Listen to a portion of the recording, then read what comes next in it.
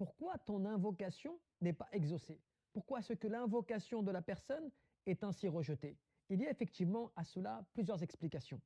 Mais avant tout, il faut se rappeler que le prophète sallallahu alayhi wa sallam disait que lorsque le musulman sincère invoque Allah Jalla fi'ulah et qu'il demande donc le bien, une chose bonne dans son invocation de ce bas monde ou de l'au-delà, Allah Jalla fi'ulah va lui exaucer cette invocation sous trois formes.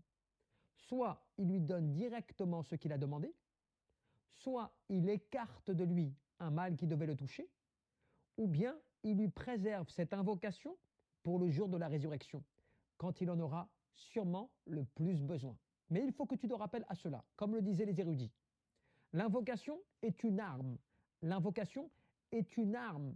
Et celle-ci ne dépend pas de la puissance, de la force de l'arme, mais cela dépend de l'utilisateur, de la force de celui qui utilise cette arme. Car certes, l'arme en elle-même peut atteindre son objectif, mais cela ne dépend pas que de l'arme, cela dépend de son exploitation et c'est celle-ci qui va te permettre d'atteindre ou pas ton objectif. Donc de la même manière, l'objectif va être atteint par le fait de la force, de la sincérité, de la conviction, de la dévotion de la personne à l'utilisation de cette arme dans la vocation.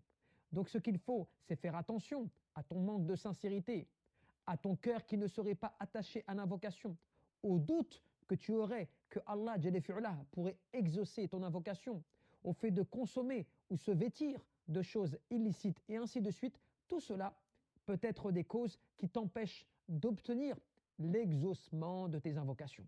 Donc rappelle-toi cela, étudie les conditions et les moyens quant au fait de l'exaucement des invocations et garde confiance et sincérité dans ce que tu fais et surtout, insiste et ne désespère pas.